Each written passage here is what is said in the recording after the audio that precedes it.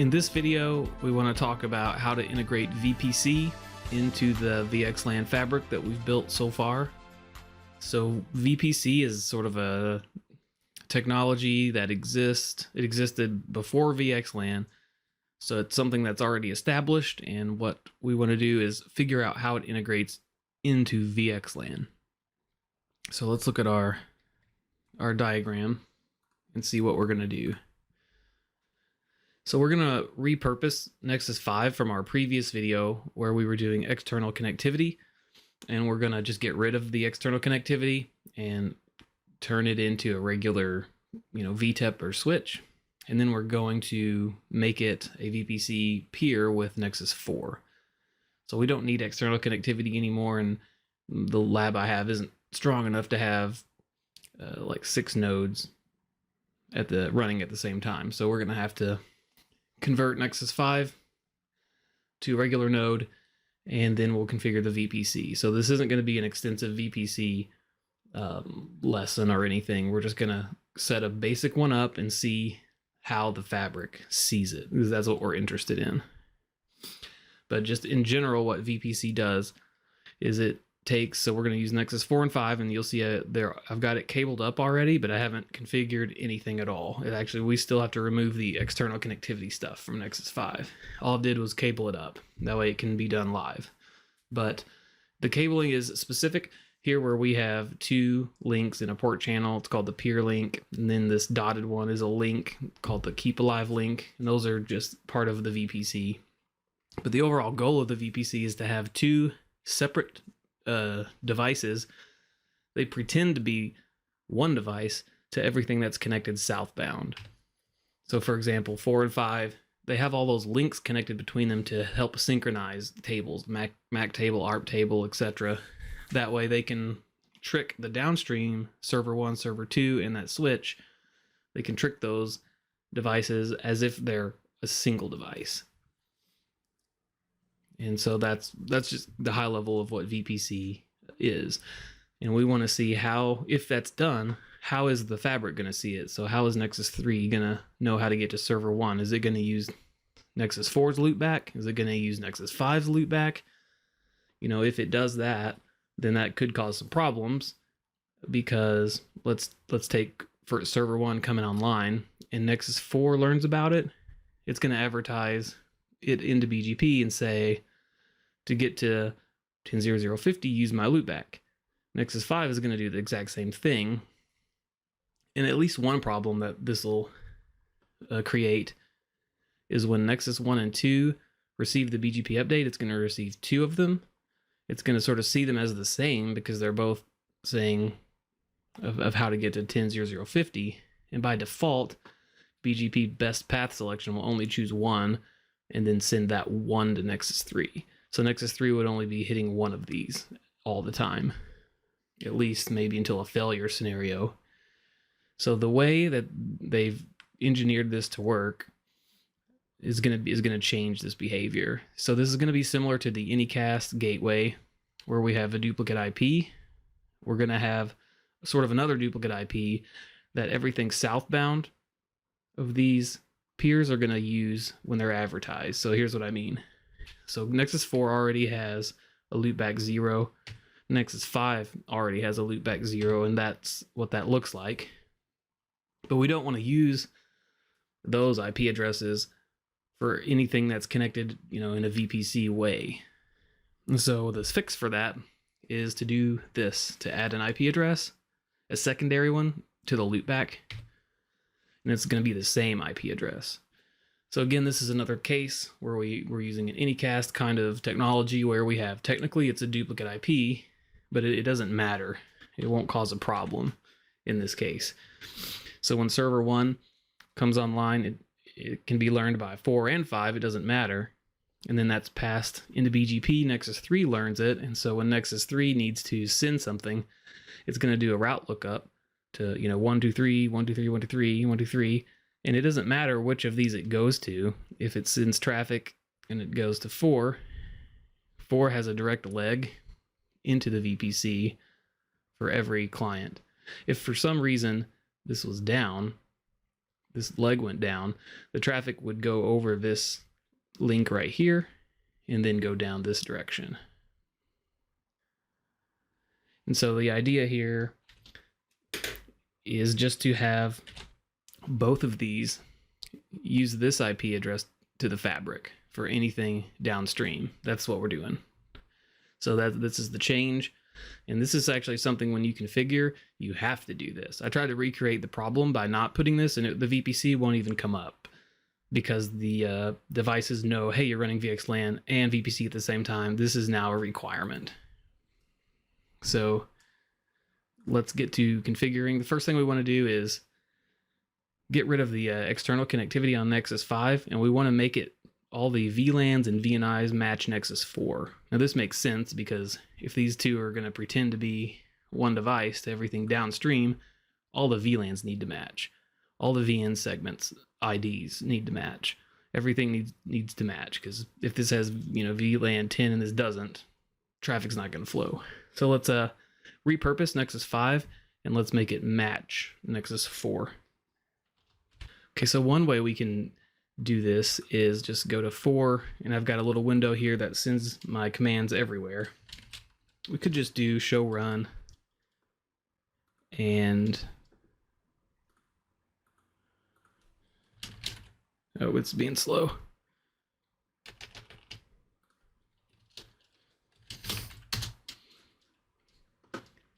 And we kind of just toggle back and forth to see what's different. So here's a little bit, here's a fabric forward command that's on 4, but it's not on 5, so it needs to be on 5. And we could do this the whole way through, especially with the VLANs when we get to the VLANs. The idea of what we're doing here is we're trying to put everything that's on 4 on 5. We want to make sure it's on 5. So let's look at some of these VLANs. So here there's no VLANs. There's no client VLANs. There's only the layer 3 VLANs. So here we want to take all these and put them on there. And I think I'd already tried to go through and pick out what was missing just to save time. So on Nexus 5, what we want to put on there, and this is nothing new. This is just going to be making it match Nexus 4. So we're putting the VLANs in the VN segments. Then I want to put all the interface VLANs for all the, so VLAN 10, 11, and 12, like the interface VLANs. So this. That way, if we ever have anything down, so this is VLAN 10, and this blue is VLAN 20, and then this is going to be VLAN 11. So any VLAN you're using needs to be on Nexus 4 and 5, the VLAN and the SVI.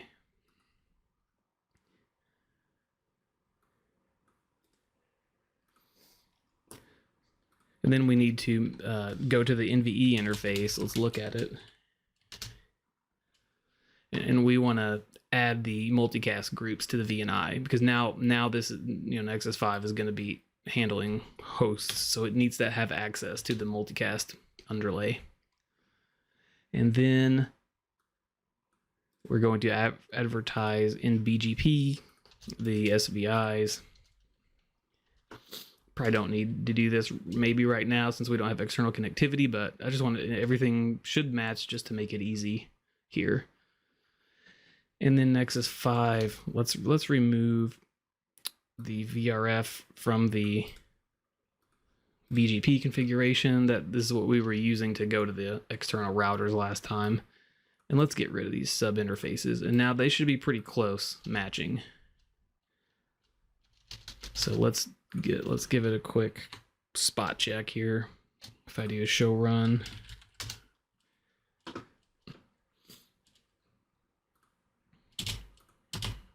Okay, toggle quickly. Okay, here there's a prefix list. We're not using it anymore. It doesn't hurt to just be sitting in there, so that's fine. But the VRFs are important. They look to be the same.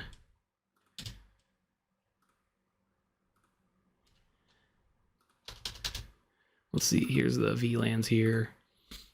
Looks like here I have just a description. That's fine. NVE interface. Let's get that level. Okay. Okay, I think it looks okay. Let's scroll all the way down to the BGP.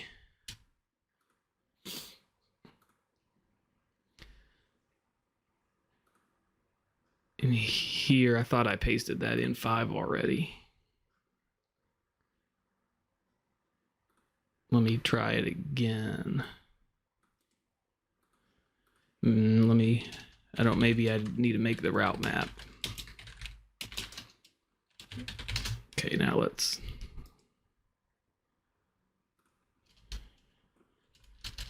Okay, I think they're the same now. Okay, so now that if the configuration doesn't match, the VPC, some of the VPC verification commands will tell us. I'll show that. So now let's set up VPC between 4 and 5. So now we're going to actually do the VPC configuration. And so far, this is just going to be typical VPC stuff, not VXLAN. Really, the only VXLAN thing is going to be when we put the secondary IP address on loopback 0. So the first thing here, I'm going to move to the wiring diagram so I can see what I'm doing. And we want to give an IP address on management 0. The first thing we want to bring up is the peer keep alive, typically, when we bring a VPC link up. So let's go to the management interface on Nexus 4. Actually, first let's enable the feature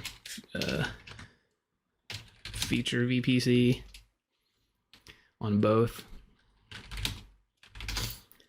and then feature LACP, which we're going to use to the downstream devices.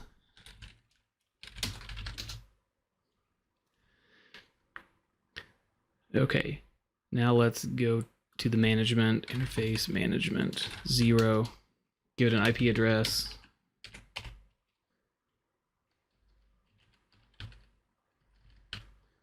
And this is in its own VRF. I think it's in the management VRF. Let's just copy this over, interface management 0. And this needs to be 5. Okay, now that we have the keep alive connectivity there, let's create the VPC domain. So this will be VPC 1 domain 1. This will be the same thing. And then we need to tell it about the keep alive link. So the peer keep alive link here is going to be destination 169.254.0.5. So I'm telling it to go to the other side here. And let's just do a no shut. Let's copy this and let's tell Nexus 5 to use 4 as its partner. And no shut in case we need to do that. Now we should be able to do a show VPC here, show VPC, and what we're interested in right now is this peer keep alive is up, peer is alive. So that means it's able to send these little pings across that link successfully. I didn't test it with a ping. I just figured I would let this do the test for me. So if this isn't working, you need to make sure there's connectivity on this link from one side to the other. So now that it's telling us that the keep alive is up, let's configure, E6 and 7 to be, that's going to be the peer link. So it's going to be bundled together. So let's go to 4. We'll use 6 and 7. Channel group 1 mode active. Then interface port channel 1. Going to be a switch port mode. Trunk. And we're going to tell it that this link is the VPC peer link.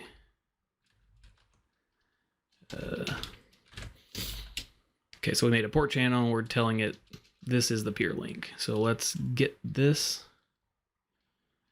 configuration and put it on Nexus 5. So same interfaces, putting it in a port channel and telling it it's a switch port, it's a trunk, and it's going to be the VPC peer link. So this is simple, VPC configuration. There's more tweaks you'd put on it in the real world, but we're not focusing on the intricacies of that. Okay, now let's look at show VPC and see if we can see a difference. It says peer link is down, so it takes a second to converge. There it goes. Peer adjacency is formed okay. So we have these two finished. So we have the keep alive link, and then we have the peer link that is up. Let's see. I think now what we can do is we can let's configure something downstream. So let's configure E13. Now I'm going to use, this is going to be a port channel, and I'm going to use LACPU. This is actually a Windows server here. It's got two interfaces, and it's configured already to do LACP, or 802.3 AD is the LACPU protocol. And you want to run this on each side. It's a good way to track it, so that way if a link goes down, they'll know it kind of quick, and it'll be able to converge. It's good for loop avoidance as well. So let's do that real quick. So let's default interface E13, just so we can make sure it's clean. This just sets an interface back to its default state. Okay, now let's go into E13. Let's put it in a channel group 3, and then mode active is what I'm going to use. Active, well, it doesn't really tell you here, but what that's doing is LACP. Now let's go into port channel 3, and this is just going to be an access port. So switch port mode access, switch port access, VLAN 10. So we're configuring this in VLAN 10 on an access port. It's just got two physical interfaces that's going to run LACP up to the Nexus 4 and 5. And the default gateway is Nexus 4 and 5, either one, because they have the Anycast gateway. Anything southbound of these peers is going to be layer 2 up to 4 and 5. And so 4 and 5 is the gateway for anything southbound of it. So let's no shut that interface. And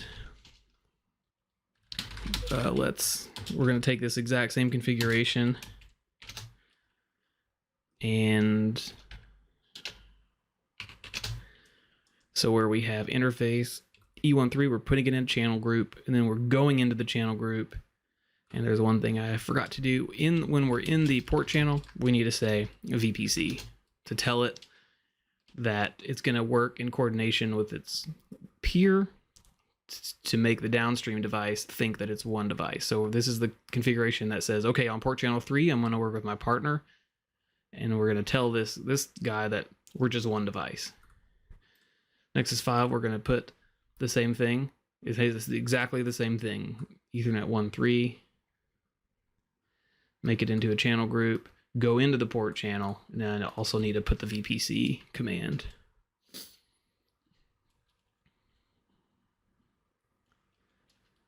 And VPC. Okay, now let's just see if what we might have here. Show VPC. So those two are still good. And so now we have down failed, global compatibility check failed. Okay, I do know why it's failing. Let's see if it'll, maybe, I don't know if it'll tell us or not, but here's how you can check. If something's not coming up, you can do your consistency parameters. The first thing you can do is type global. It'll show you the differences between the two boxes. So in all, you need to make these match. Enabled, all of this. Mode of spanning tree needs to be the same. And then if you want to look to see what's specific for a specific, like VPC 3 in our case, you can run this. And all these again would need a match. So now in this case, what we need to do now is we need to put in the fix for integrating VXLAN into or in a VPC into VXLAN. So it's that loopback, the loopback we were talking about. And that will bring it, that should get closer to bring it up, because it won't even come up until we have this command in there. So if we go to loopback 0 IP address, here's that, and we need to make sure you put secondary on there. And we're going to put the same thing on Nexus 5. This is the IP address that everything southbound of these two peers is going to be advertised as. This is going to be the next hop for everything learned on both VPC peers. Looks like it's telling me I need to bounce the NVE interface, so just to be safe, let's bounce it on both.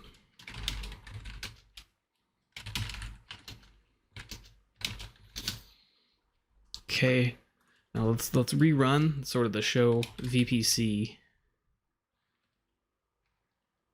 Let's look at our configuration on interface E13. Okay, it looks the same, and then port channel 3.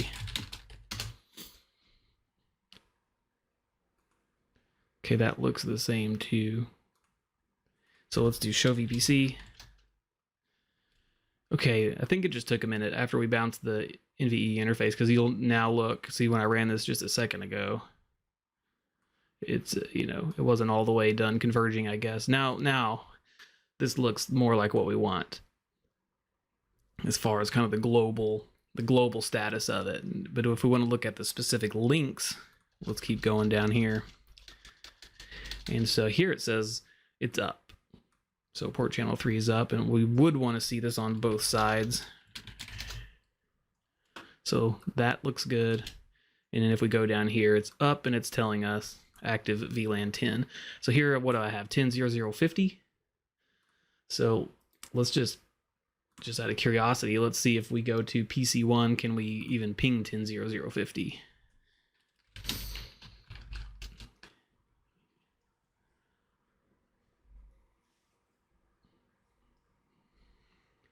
Not yet. So let's go to Nexus 3 and see if it knows about 10.0.0.50. Or, yeah, 10.0.0.50. Show BGP, L2VPN, EVPN 10.0.0.50. So it looks like it does know about it. And let's look. See, there's the next hop. That's that loopback secondary IP address. And when it routes there, it could go to either 4 or 5. It doesn't matter, because they each have a leg into the port channel here, port channel 3. So it's a route type 2. That's the MAC address. Let's see, there's the IP address.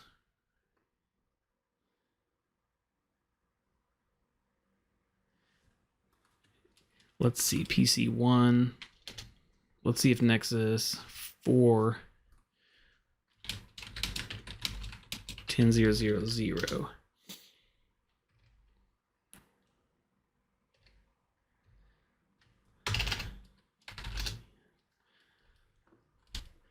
So it knows how to get there. Let's pull up the server. Make sure it could be like a firewall issue here or something. This might be hard to see. I'm just gonna quickly pull up the command prompt or something. Okay, let's see how far we can get here. Can we ping the gateway? Yes. So I'm on server 3 here. I can go back to the cleaner diagram, I guess. I can ping the gateway. It's one of those. I don't even know which one. It doesn't even really matter. So let's see if we can we ping 10.0.0.10. We can. Let me turn the firewall off on this thing, because I think that's why we're not able to ping it here.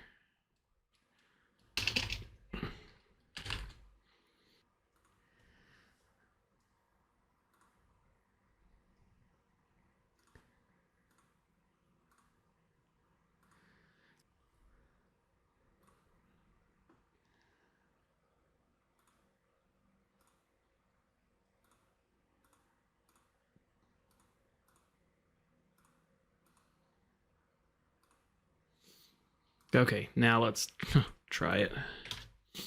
There we go. Okay, so our problem was a firewall, which actually is kind of common problem when somebody says it's not working and the firewall's just on. But so we have the connectivity. That's good. Now let's go back, kind of look at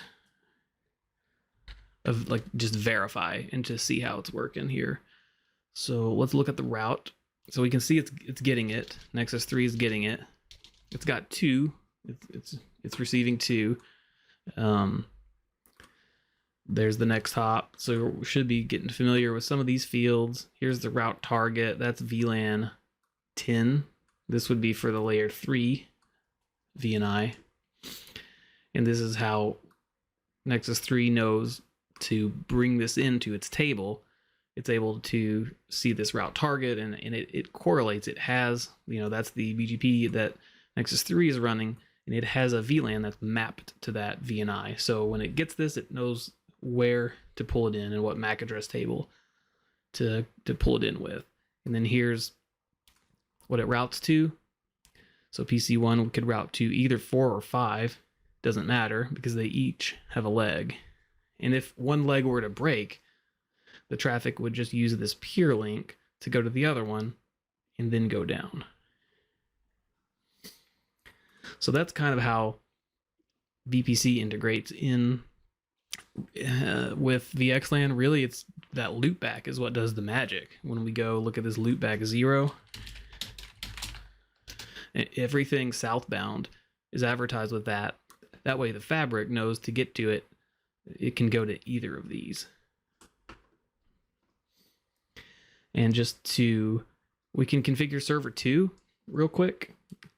Because I did not configure server 2 on purpose, just to show how I did some of the configuration, like maybe with the Windows server. We'll go through it's really easy how to set that up with LACP. But the first thing, let's go to the Nexus 4 and 5 and let's set these links downstream.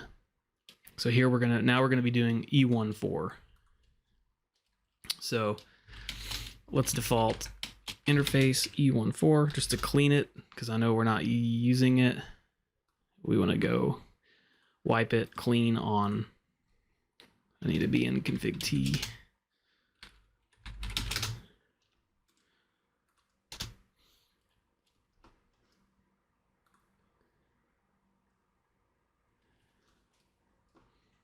Okay, now we want to go to interface E14. Let's put it in channel group 4, mode active.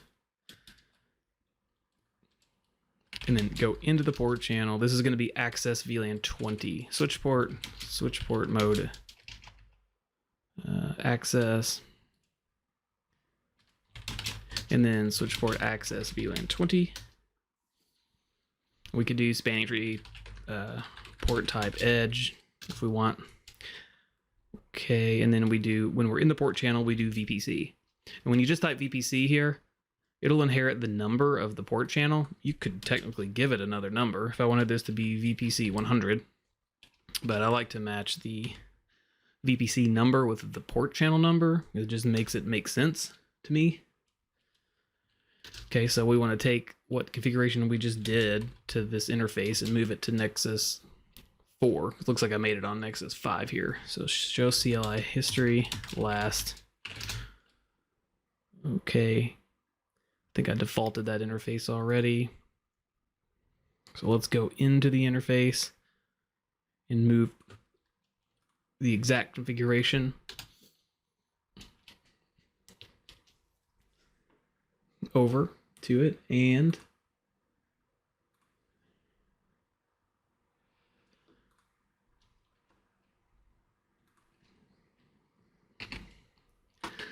what we should be able to do as soon as this is up, we'll do show VPC, and this VPC won't be up, but I want to show what it looks like, kind of when it's broke, and how we'll go to the server to fix it. So show VPC.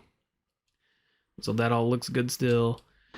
The port channel 3 still looks good, but port channel 4 is down, which the reason it's down is because we have not configured LACP on the Windows server, and we have configured LACP on Nexus 4 and 5. So it's trying to negotiate to bring the channel up, but the channel is not configured on this server here.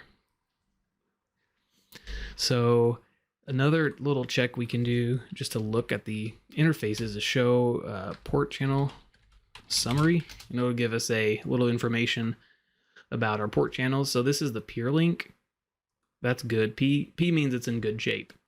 And then port channel 3 going down to server 1, that's in good shape. Port channel 4 has an S, which means suspended. Now the reason it's suspended here is because it's not detecting LACP frames coming in. It needs that to come up. And so let's go to the Windows server here and configure LACP on the interfaces. Now this might be hard to see, so I'll just say kind of what I'm doing here. This is Server Manager. I really don't have any configuration on this server at all. I just installed Windows Server and that's it so far. But this is a box that has 2 interfaces. So I go to Server Manager, Local Server, and then I just, right here, it just shows up NIC Teaming. It's disabled. So let's click that. And we're going to create sort of a team interface. And then we're going to stick our 2 physical interfaces in there. Okay, so the NIC Teaming came up. We go to Teams, and then we hit New Team. I'm just going to call it Team 0. And then I'm going to check these 2 interfaces because these are the 2 that I want in there. Go to Additional Properties, Teaming Mode. Here's where you'll want to select LACP. There's different channeling methods, but I like LACP, my opinion, is the best when you're doing VPC because, again, the LACP is a protocol that actually does some tracking, whereas sometimes you can just turn it on and there's no really checks there. LACPU is good to make sure both links are up, and it helps in failure scenarios. Load balancing mode, I don't guess we can just leave everything else the same here. So let's hit OK. This is going to make us a team interface. It's going to be a logical interface that'll show up under the network adapters, and then we'll simply go configure an IP address on that team interface. It takes a minute to do its thing. It says failed. Actually, it's saying failed LACP negotiation, and now it's active. Boom. So what, when it said LACP negotiation, it wasn't detecting LACP frames, and now it is, and it's getting them from the Nexus. I haven't even done anything different. You've seen everything that I've done. So now it detects it's active because it detects LACPU coming from the Nexuses. So last thing is let's go to the network interface. We should see a new interface, logical interface, that represents the 2 physical interfaces. So Ethernet, adapter options, and then here's Team 0. And so if we go into this Team 0, and we want to give this the IP address. So I think we're doing, 20.0070. 20.0070/24. And just give it a gateway, even though we're not using it. Close. I'm going to set this out of the way. Let's, should turn the firewall off on this as well. But we could test this, just testing a ping from this to see. Actually, let's look at the VPC real quick on Nexus 4. So all we've done is set the team interface up. What does it look like from the Nexus side? So the Nexus side sees it up. So again, all we did was make that team interface and put LACP on both of them. Show VPC here. It's up. Let's just go to Nexus 3. Let's see if it knows about the IP. Show BGP. L2 VPN EVPN 20.0070. So it does know about it. So it learned about it, and again, the next hop is that loopback 0 secondary IP address. So let's go back to the server here, and let's see if we can ping 20.0030, which is PC2 on VLAN 20.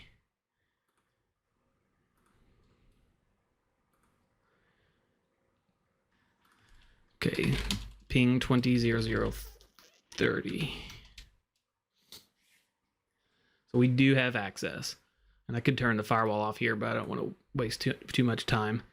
But because we've proven there's two-way connectivity here, and so from the Nexus 3 here. Let's do show IP route in VRF tenant 2. There's our, it knows how to get to server 2, and it knows there's the next hop. And I guess last thing, what you can also do is configure we've done an access VPC here. We've done a switch port mode access VPC here. You can do a trunk also if you wanted to like connect switch to it, or a device that is .1Q capable. So I do have a switch connected here. So we need to set Ethernet 1.5. We'll just, last thing we'll do is set this up as a trunk, just to show that you can kind of do trunking down here. But again, if you do trunking, the default gateway is still going to be up here on Nexus 4 and 5. This is just going to be a layer 2 transit switch. The gateway is always going to be here on 4 and 5. So 5, let's do default interface E15 is what we're going to use here.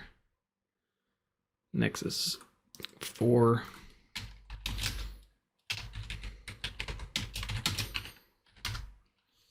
And then let's go into E15.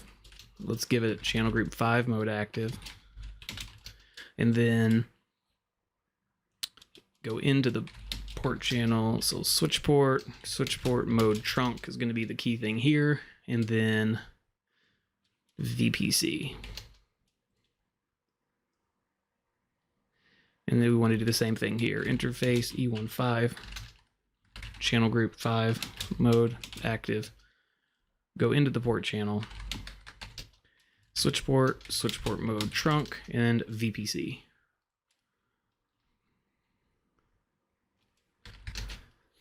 And now I think I might have the switch configured already just to save time. Let's just look at it though. Because on the switch I've got gig 00 and 01. Sure. Gig 00 and 01. That's what it looks like. It's just a simple, I just grabbed these two interfaces and then put them in port channel 1.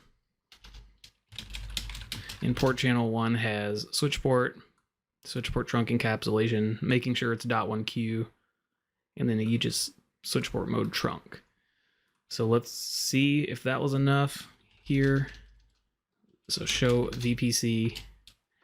It's up.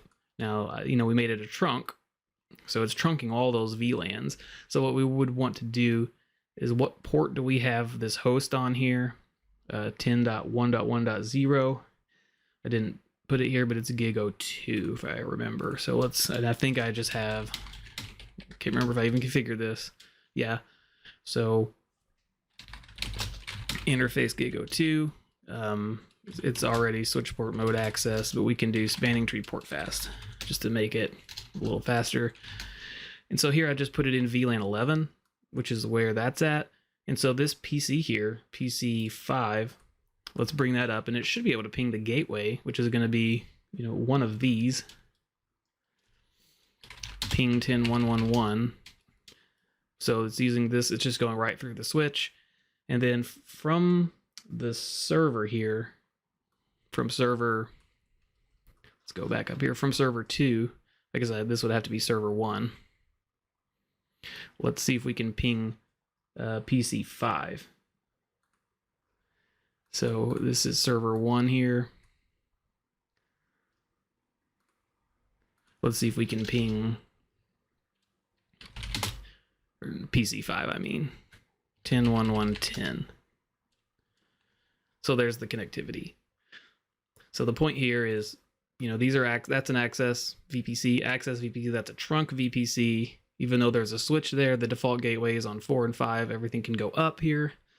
And again, if I were to look at and ask how Nexus 3 is getting to 10.1.1.0, it should be that loopback address. Let's rerun.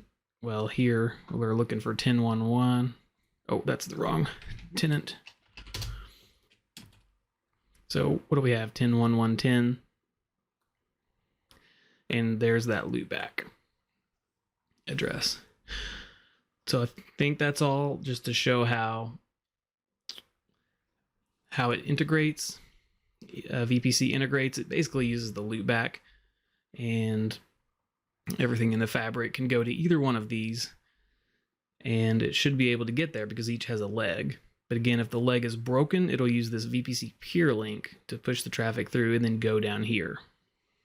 So that's just kind of the high level idea of how it fits in there with VXLAN.